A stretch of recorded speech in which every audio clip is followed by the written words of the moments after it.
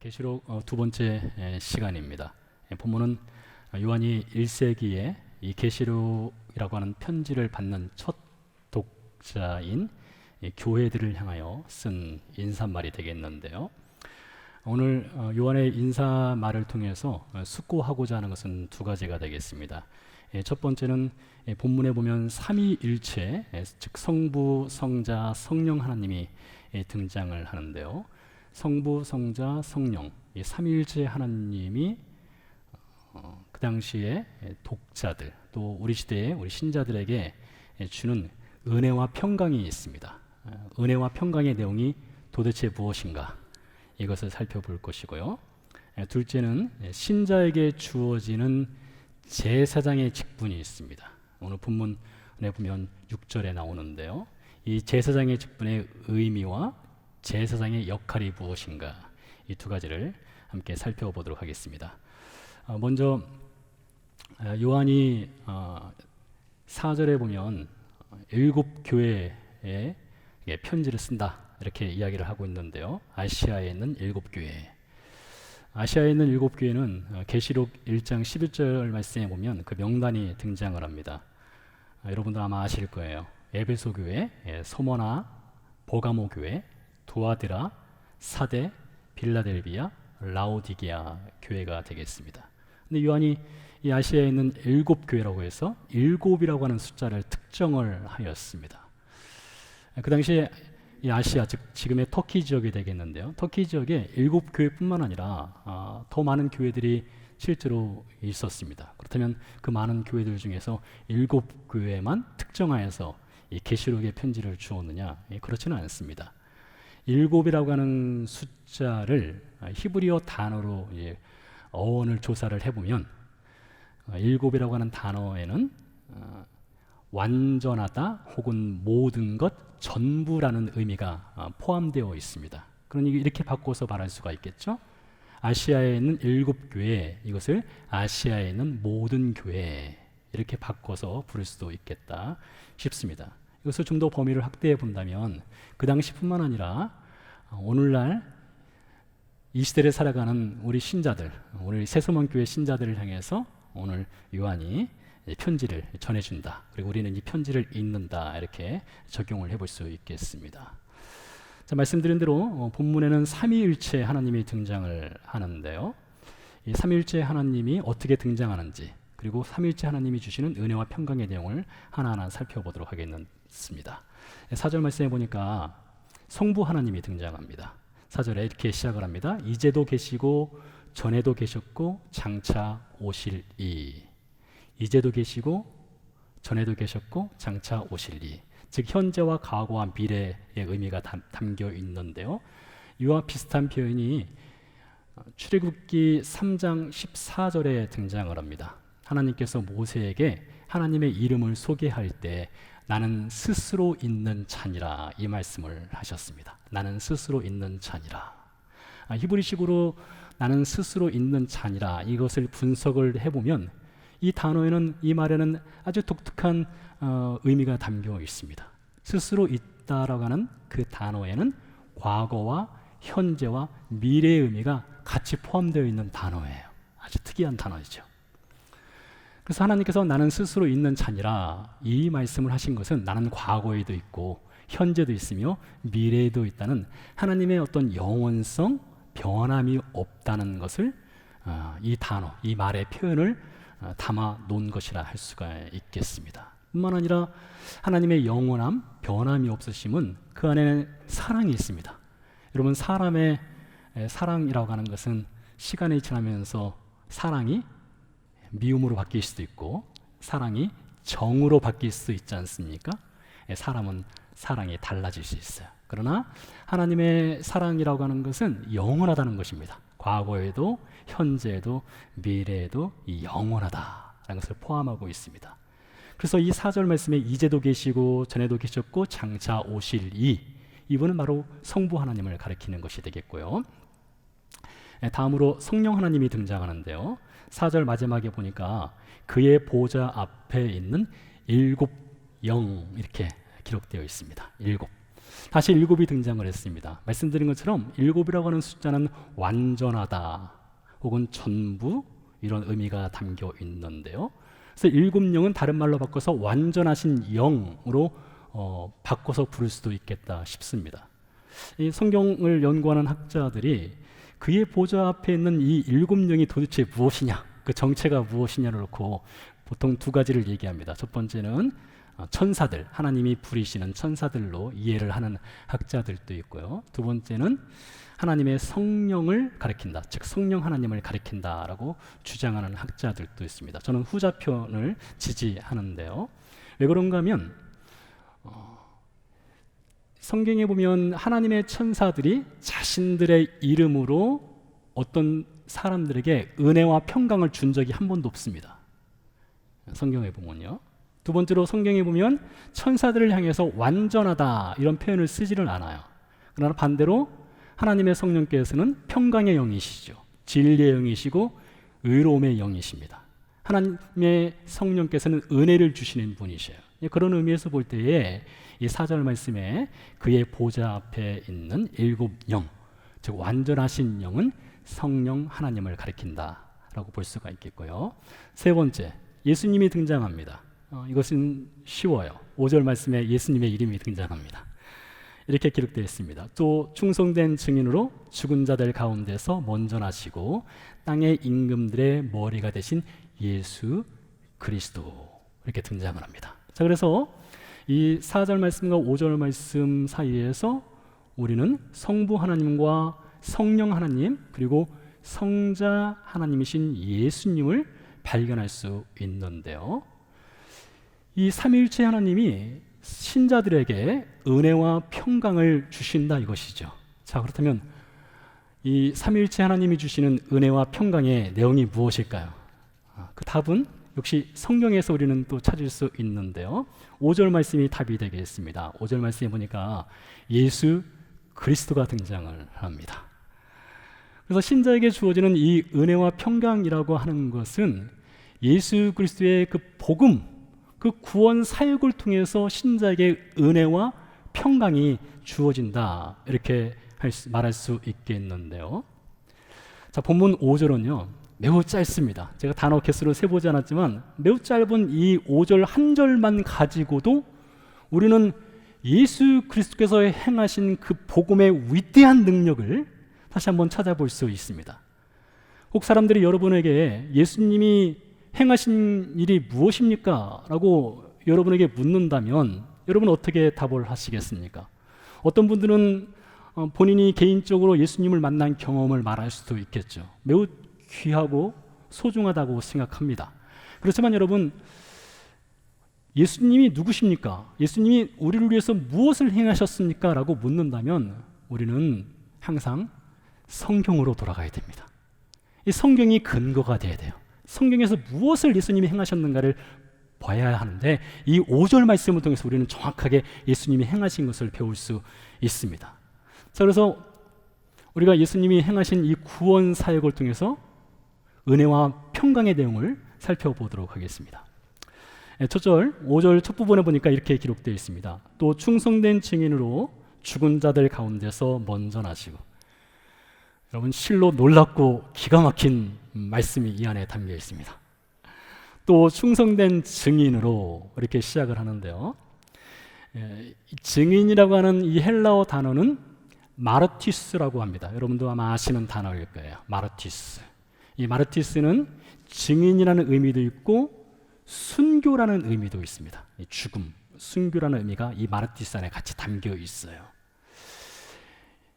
예수님의 제자들, 그리고 1세기 시대 당시에 이 고난과 핍박 시기에, 특별히 이 계시록이 기록될 당시에 신자들이 예수 그리스도를 증거하는 마르티스, 증인이 된다는 것은 곧 죽음을 의미하기도 합니다. 왜 그런가 하면 그 당시에는 복음을 증거하다가 죽는 신자들이 많았거든요. 여러분이 아시는 예수님의 제자들, 이 요한을 제외한 모든 제자들이 예수님의 복음의 증인, 마르티스가 되려 하다가 그들이 순교를 당하였습니다. 이 독자들도 마찬가지였고요. 근데 요한은 말하기를 예수님이 충성된 증인이시다 이렇게 말하고 있는데 그 안에는 예수님이 이 땅에 오셔서 하나님 나라의 복음을 증거하는 증인으로 사셨고 증인의 마지막은 십자가의 죽음, 예수님도 죽으셨다는 거예요. 자, 그러면 예수님께서 이 세상에 오셔서 충성된 증인으로 사셨는데 그 충성된 증인으로 무엇을 하셨는지를 좀 더 보도록 하겠습니다. 예수님은요, 하나님의 사랑의 증인으로 이 세상에 오셨습니다. 사랑의 증인. 요한복음 3장 16절 말씀이죠. 하나님이 세상을 이처럼 사랑하사라고 기록되어 있습니다. 하나님이 세상, 즉 여러분을 사랑하셨습니다. 여러분은 한 생명 한 생명을 사랑하셨고요. 그 사랑을 말로만 하신 것이 아니라 그 아들 예수 그리스도를 통해서 증명하셨습니다. 증거를 하셨어요. 이것을 로마서 5장 8절 말씀에서는 이렇게 기록을 하고 있죠. 우리가 아직 죄인 되었을 때에 그리스도께서 우리를 위하여 죽으심으로 하나님께서 우리에 대한 자기의 사랑을 확증하셨느니라 이렇게 기록하고 있다는 것이죠. 자, 그래서요, 오늘도 계시고 어제도 계시며 장차 오실 이인 이 하나님의 그 영원한 사랑을 예수 그리스도께서 충성된 증인으로 이 땅에 오셔서 그 사랑을 죽음으로써 확증해 보이셨다는 것입니다. 자, 5절 말씀을 더 이어가 보도록 하겠습니다. 이어서 보면 죽은 자들 가운데서 먼저 나시고로 이어집니다. 죽은 자들 가운데서 먼저 나시고, 우리말 성경에 먼저 나셨다니까 먼저 태어났다 이렇게 부여지는데요, 사실은 그렇지 않습니다. 이것은 살아나셨다는 표현이 되겠습니다. 죽은 자들, 즉 예수님께서 십자가에서 죽으셨죠. 십자가에서 죽고 나서 다시 살아나셨다, 부활하셨다라는 말로 이어지고 있습니다. 자, 여기서 먼저라는 표현을 여러분 주목해 보시기 바랍니다. 먼저가 있다는 것은 나중도 있다는 것이죠. 자, 여러분, 우리 모든 믿는 예수 그리스도를 믿는 신자들은 나중에 다시 살아나게 됩니다. 부활을 경험하게 돼요. 부활을 하게 됩니다. 왜 그럴까요? 우리보다 먼저 예수님이 부활을 하셨기 때문입니다. 예수님의 부활을 따라서 우리는 장차 죽음에서 영원한 생명으로 이어지는 부활을 하게 된다는 것이죠. 자, 지금까지 살펴본 것을 간단하게 정리를 해보면 예수님은 하나님의 사랑의 증인이 되기 위해서 이 땅에 오셨고 십자가에서 죽으셨고 다시 살아나셨습니다. 바로 이게 무엇입니까? 이게 바로 복음의 내용이라는 것이에요. 좀 더 이어가 보도록 하지요. 5절 말씀을 이어서 보면 땅의 임금들의 머리가 되신 예수 그리스도라고 되어 있습니다. 땅의 임금들의 머리가 되신 예수 그리스도. 자, 이 말씀은 예수님의 로드십, 주 되심을 알려주는 것입니다. 모든 만물의 예수님이 주인이 되신다는 것이죠.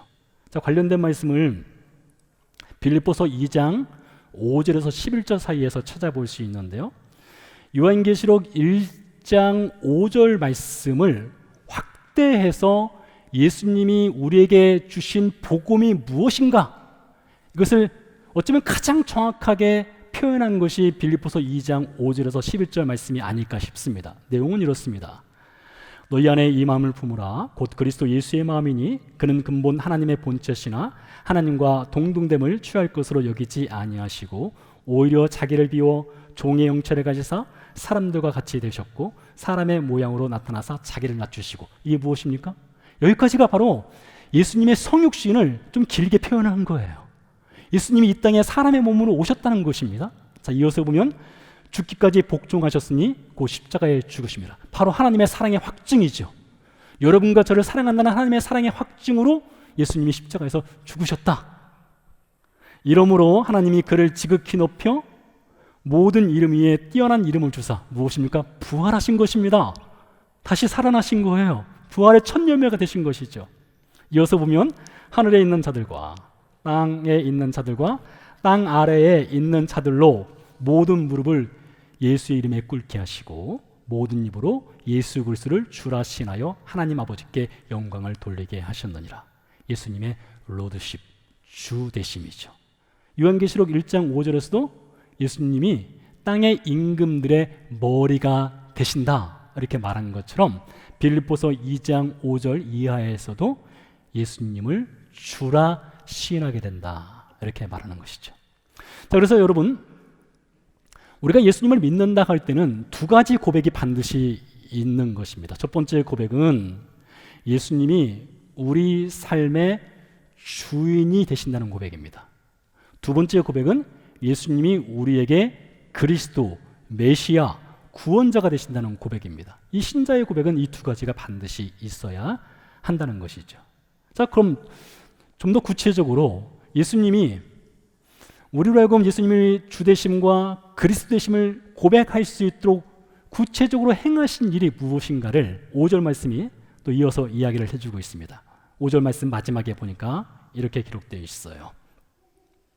우리를 사랑하사 그의 피로 우리 죄에서 우리를 해방하시고.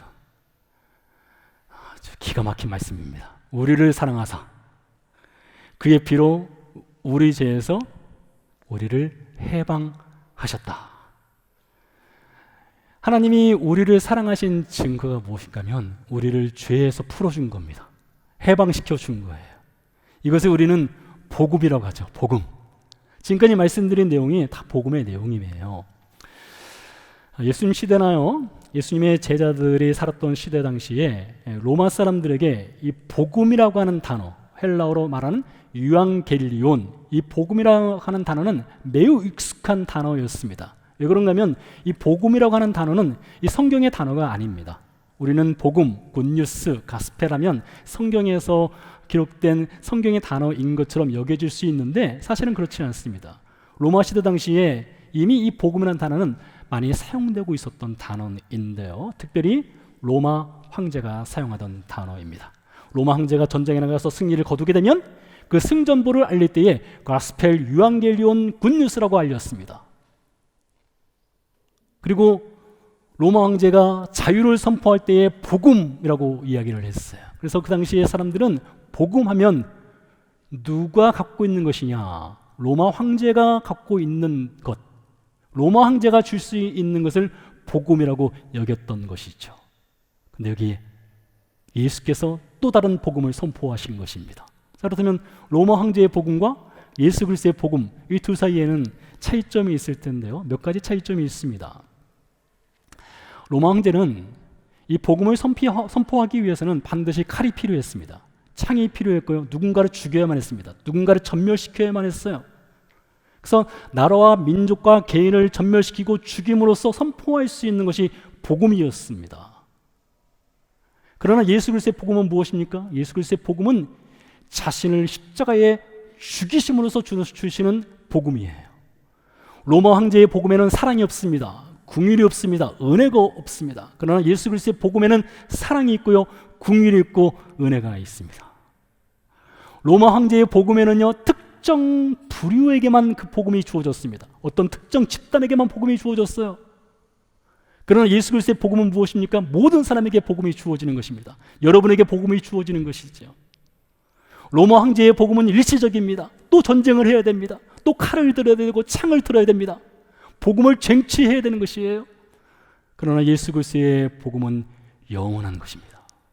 이것이 로마 황제의 복음과 예수 그리스도의 복음의 큰 차이점이라고 할 수가 있겠죠. 자, 그렇다면 예수님께서 이렇게 우리에게 복음을 주셔서 그 복음의 내용이 은혜와 평강인데 이것은 어디로 이어지느냐? 우리에게 주신 직분으로 이어집니다. 바로 제사장의 직분입니다. 제사장의 직분. 6절 말씀에 이렇게 기록되어 있습니다.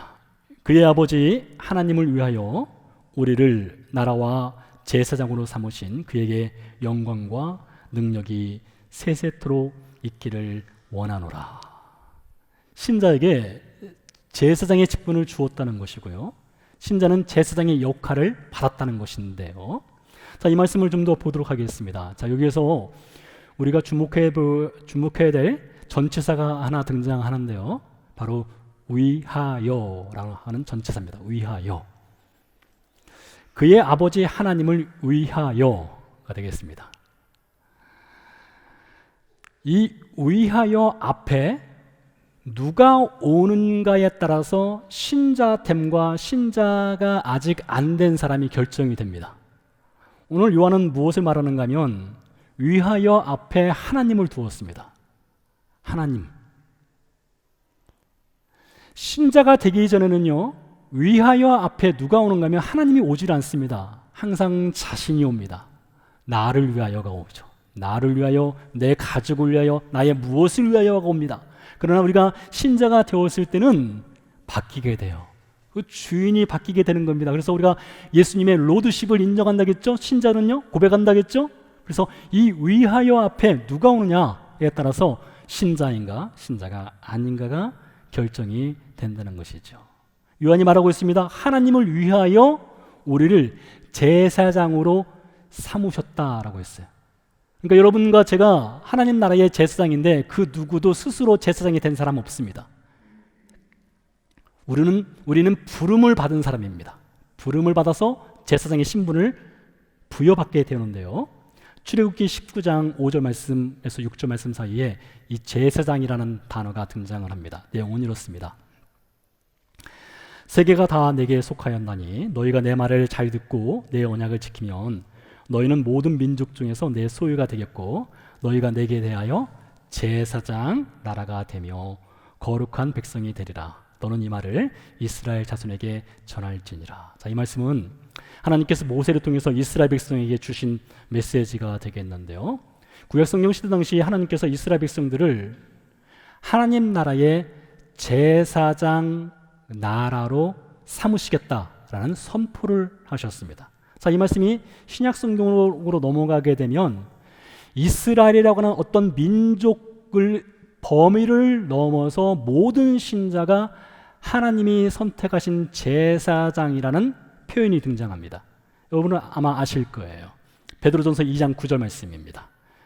그러나 너희는 택하신 족속이요 왕같은 제사장들이요 라고 되어 있습니다. 여기서 말하는 너희라고 하는 것은 저를, 여러분을 포함한 모든 신자를 의미합니다. 자, 그래서 구약성경 시대 당시에는 하나님께서 이스라엘 백성들을 유월절 어린 양의 죽음과 함께 출애굽을 시키고 홍해를 건너게 하시고 광야로 들어가게 하셔서 그들에게 너희는 나의 제사장이다 하고 해서 이스라엘 백성들만을 제사장으로 삼으셨어요. 신약으로 넘어가니까 예수님께서 하나님의 어린 양으로서 세상 죄를 지고 가는 어린 양으로 오셔서 예수님의 십자가 죽음을 통해서 이스라엘에게만 주었던 그 제사장의 직분을 그 십자가 사건을 통해서 모든 믿는 신자들에게 너희는 하나님 나라의 거룩한 제사장이다 이렇게 불러주셨다는 것이죠. 여러분, 이것이 신자에게 주어진 이 영광의 정체성입니다. 저와 여러분이 무엇이라고요? 바로 제사장이라는 것입니다. 여러분, 그 대형 몰에 가게 되면 안내 지도가 있습니다. 자주 가게 되면 안내 지도를 보지 않아도 원하는 샵을 갈 수 있겠지만 처음 가시는 분들에게는 이 안내 지도가 유용하죠.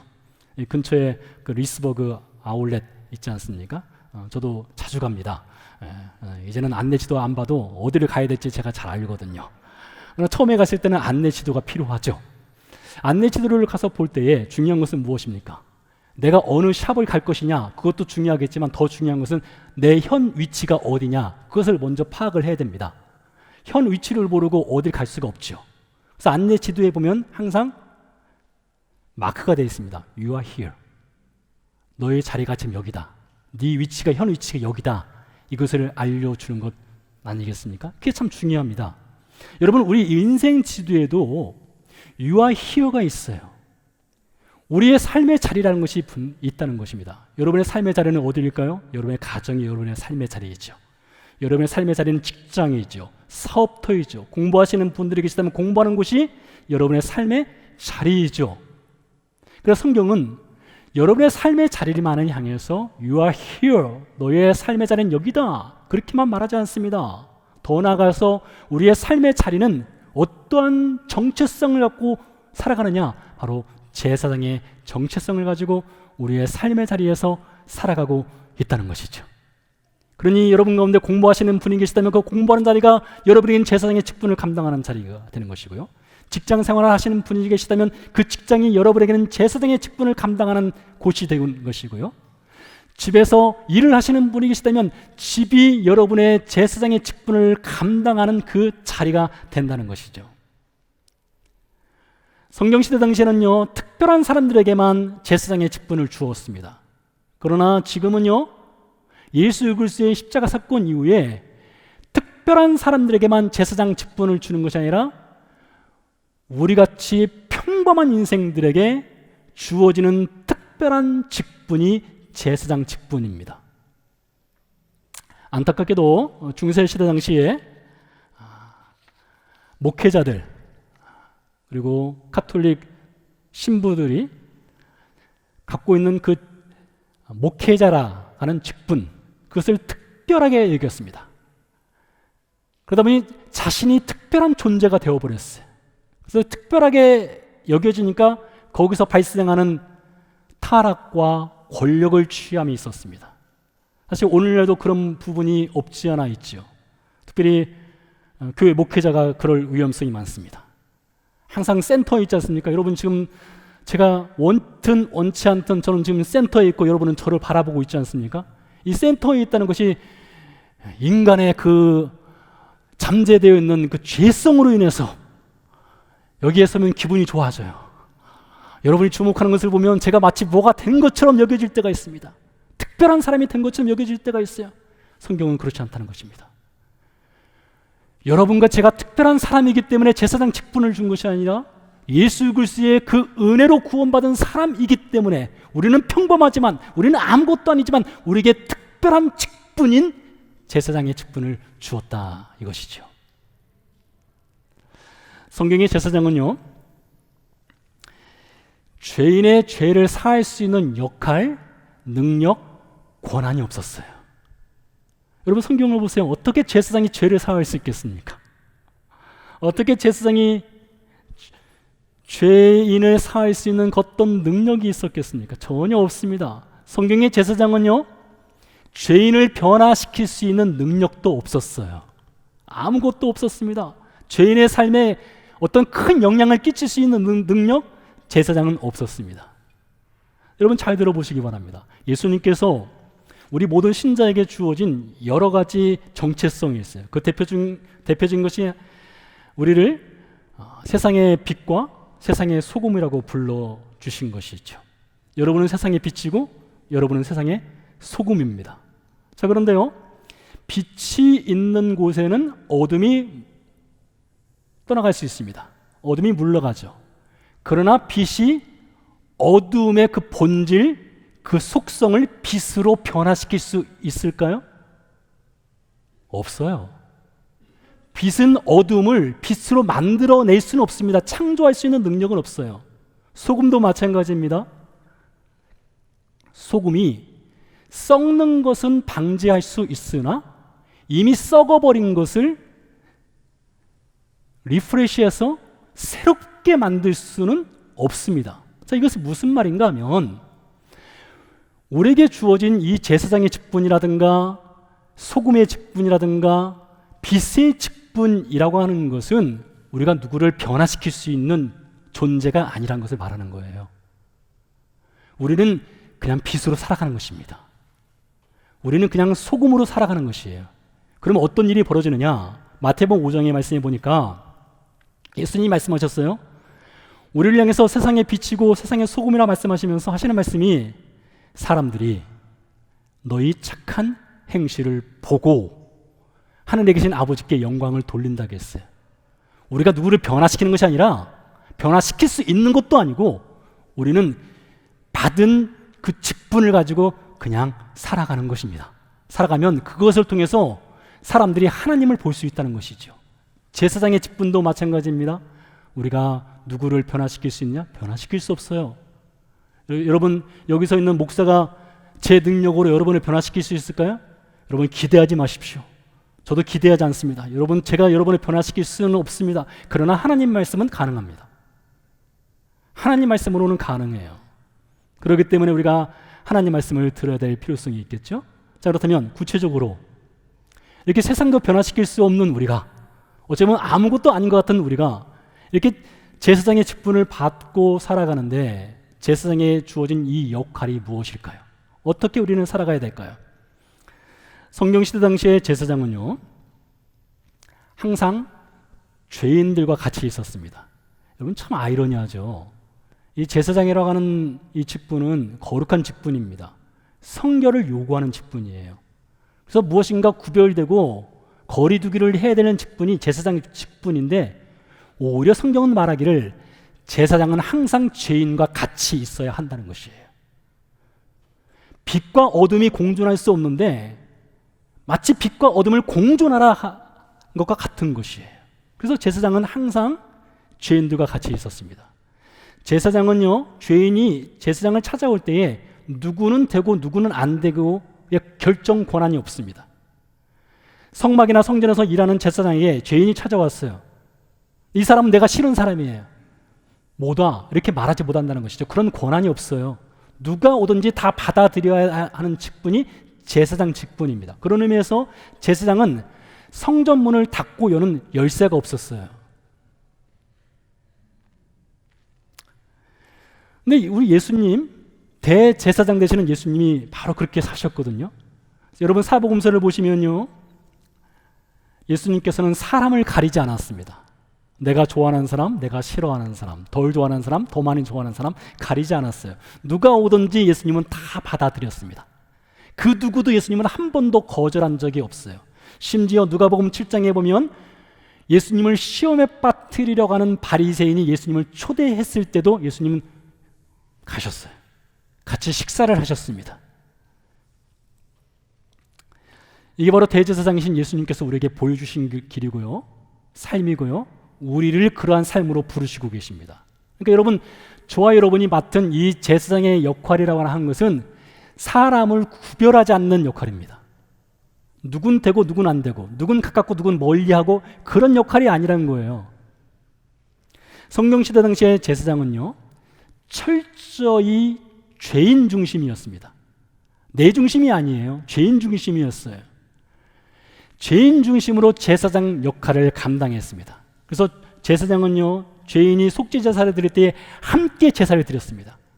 동물을 함께 잡았어요. 동물을 함께 각을 떴습니다. 함께 번제단에 올려놓았고요, 함께 피를 뿌렸고요. 그러면서 제사장이 이 죄인의 마음을 이해합니다. 죄인에게 궁유를 베풀어요. 죄인을 품어주는 것입니다. 이게 바로 제사장의 역할이었고요, 우리 예수님이 그렇게 사셨어요. 우리 예수님은요, 철저히 죄인 중심이셨습니다. 자기 중심이 아니라 죄인 중심으로 사셨어요. 예수님이 세상죄를 지고 하는 어린 양으로 오신 이유가 무엇일까요? 죄인 중심이기 때문입니다. 십자가를 지신 이유가 무엇일까요? 죄인 중심이기 때문에 그렇습니다. 그런 것처럼 여러분, 우리가 제사장의 역할을 받았는데 우리 역할도 같은 길입니다. 우리도 철저히 죄인 중심으로 살아야 되는 거예요. 누가 죄를 지었을 때에 판단하거나 비판하거나 정죄하는 것은 우리 역할이 아닙니다. 우리는 감싸주는 역할이고요, 함께 아파해주는 역할이 우리 그리스도인 제사장 직분을 받은 이들의 역할이라는 것이죠. 다음으로요, 제사장은요, 자기 이름을 절대로 내세우지 않습니다. 제사장은 자기 이름이 없어요. 제사장은 대신에 자기 이름은 없지만은 하나님과 죄인 사이를 연결시켜주는 연결고리, 다리 역할을 하는 것이 제사장의 역할입니다. 여러분, 다리의 운명이 무엇입니까? 다리의 운명은 밟히는 것입니다. 밟힘 나가는 것이에요. 우리가 다리를 건너간다고 할 때에 다리는 밟혀요. 이게 제사장의 역할입니다. 제사장은 밟히는 다리 역할을 통해서 죄인으로 하여금 하나님께 나아갈 수 있도록 한다는 것이죠. 우리 예수님이 그렇게 사셨어요. 우리 예수님은 다리가 되셨습니다. 십자가를 통해서 우리로 하여금 하나님께로 나아갈 수 있는 다리가 되어주신 분이 우리 예수님이셨어요. 고로 우리를 제사장으로 부르신 우리 예수님께서 우리에게 주신 역할이 무엇이냐? 밟혀라 이겁니다. 안 밟히려고 버둥거리지 말고 좀 밟혀라. 좀 손해봐라 이거예요. 손해봐라.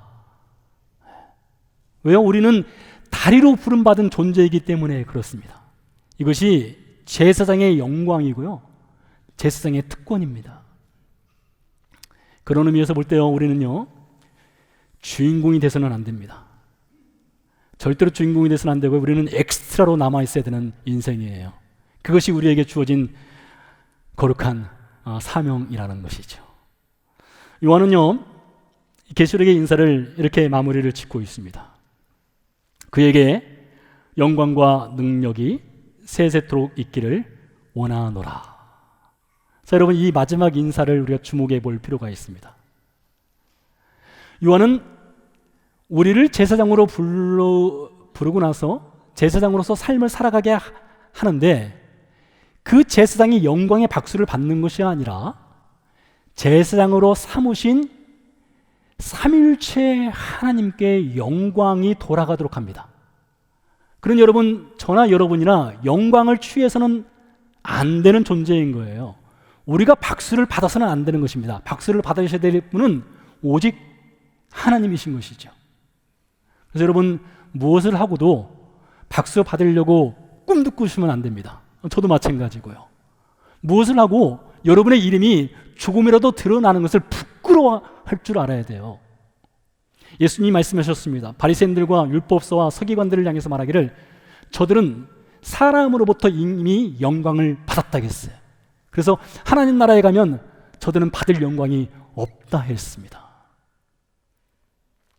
그래서 요한은 그 인사의 마무리를 오직 하나님께 영광을 돌리도록 하고 있습니다. 사랑하는 성도 여러분, You are here. 여러분의 삶의 자리는 지금 어디입니까? 여러분의 삶의 자리는 여러분이 지금 살아가고 있는 자리가 여러분의 삶의 자리입니다. 그 삶의 자리에서 여러분은 제사장으로 살아가고 있습니다. 이사야 선지자가 하나님의 부르심을 받았을 때에 하나님께 이렇게 고백을 하죠. 이사야서 6장에 보면 Here am I, send me Lord. 주여, 내가 여기 있습니다. 나를 보내소서. 여러분의 일주일은 주님, 제가 여기 있습니다. 저를 제사장으로서 세상에 보내주옵소서. 제 삶의 자리에서 제사장으로서, 무명인으로서 그 삶의 자리를 지키면서 살아가겠습니다. 그것이 여러분의 일주일의 기도 제목이 되기를 간절히 소망합니다. 기도하시겠습니다. 우리 시간 같이 기도하시고 하나님께 찬양 드리시겠습니다. 히브리서 12장 2절 말씀에 보면 예수님이 이렇게 말씀하셔요. 그 앞에 있는 기쁨을 위하여 십자가를 참았다. 그 앞에 있는 기쁨은 우리를 죄에서 구원하시는 기쁨이셨습니다. 그리고 우리에게 제사장의 직분을 주는 그 기쁨이 있었기에 십자가를 참으셨어요. 그리고 이제 우리에게 그 제사장의 직분을 받은 우리에게 참으라, 손해보라, 좀 바보처럼 살아라, 무명인으로 살아라, 안아주고 감싸주라 말씀하셔요. 왜요? 우리가 이미 그 사랑을 받았잖아요. 그 사랑이 우리 안에 있잖아요. 한 주간 살면서 주님, 제가 여기 있습니다. 저를 삶의 자리인 제사장의 역할을 감당하는 자리로 저를 보내주옵소서. 우리 함께 잠시 묵상으로 기도하도록 하겠습니다.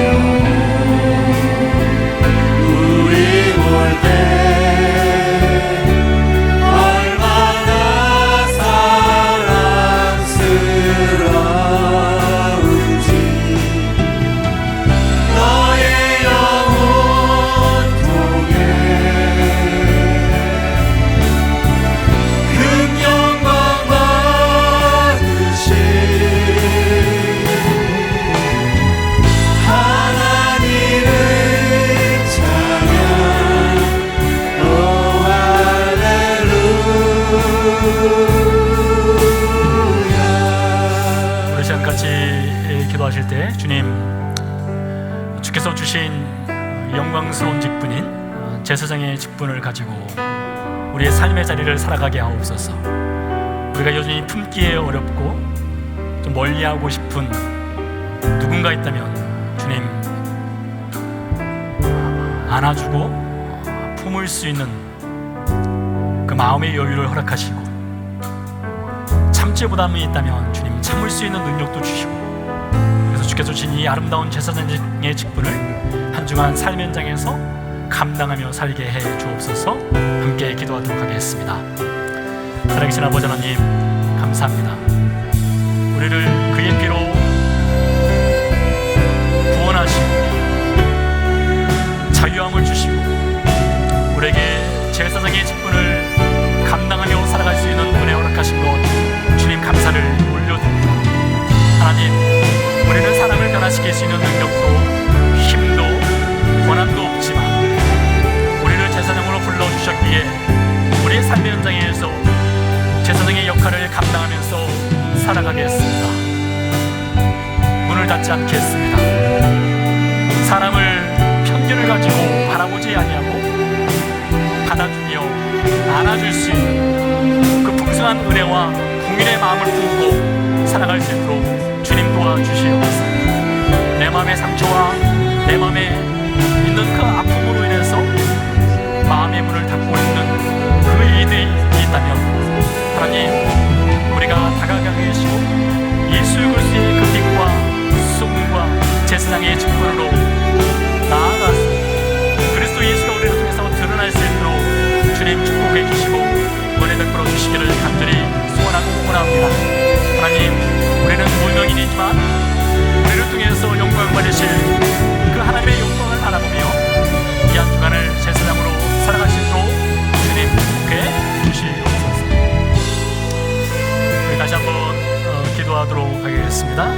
우리의 자녀들을 주 앞에 올려드립시다. 아직 구원받지 못한 형제 자매들이 있다면 예수 그리스도의 그 보혈의 공로로 구원의 은혜가 임할 수 있도록 함께 기도하시겠습니다. 살아계신 아버지 하나님, 감사합니다. 우리 자녀들을 주 앞에 올려드립니다.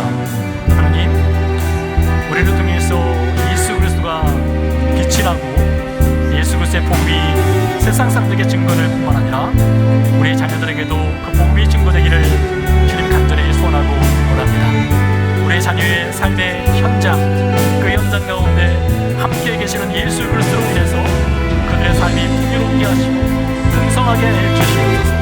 멀리 타지로 떠나는 자녀들에게는 만남의 복을 허락하여 주시되 예수님과의 만남의 복이 있게 해주시옵소서. 우리 아버지 하나님, 아직 구원받지 못한 형제 자매들을 주 앞에 올려드리며 기도합니다. 그들에게도 예수님이 필요한 것을 우리가 알기에 하나님 기도합니다. 주님 도와주시옵소서.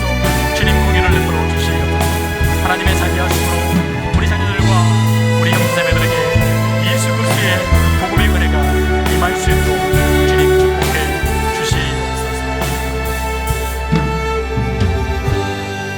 살아계신 아버지 하나님, 우리를 그의 피로 구원해 주셨을 뿐만 아니라 아무 자격 없고 특별하지도 않은 우리를 하나님 나라의 제사장으로 삼아주시니 감사를 드립니다. 이 한 주간 우리의 직분인 제사장의 직분을 가지고 우리의 삶의 현장으로 나아갑니다. 문을 닫지 않게 해 주옵소서. 가리지 않게 해 주옵소서. 편견을 갖고 바라보지 않게 해 주옵소서. 품어주게 해 주옵소서. 그래서 우리를 통해서 드러나는 예수 그리스도로 인해서 세상 사람들이 하나님께 영광을 돌리게 하여 주옵소서. 이제는 그 아들을 보내신 하나님의 크신 사랑과 십자가의 죽으심으로 우리에게 자녀됨과 제사장의 직분을 허락하신 예수 그리스도의 은혜와 제사장으로서 삶의 현장을 살아갈 수 있도록 도우시는 성령님의 은혜가 삶의 현장으로 돌아가는 성도의 삶 가운데 함께 하시기를 간절히 축원하옵나이다. 아멘.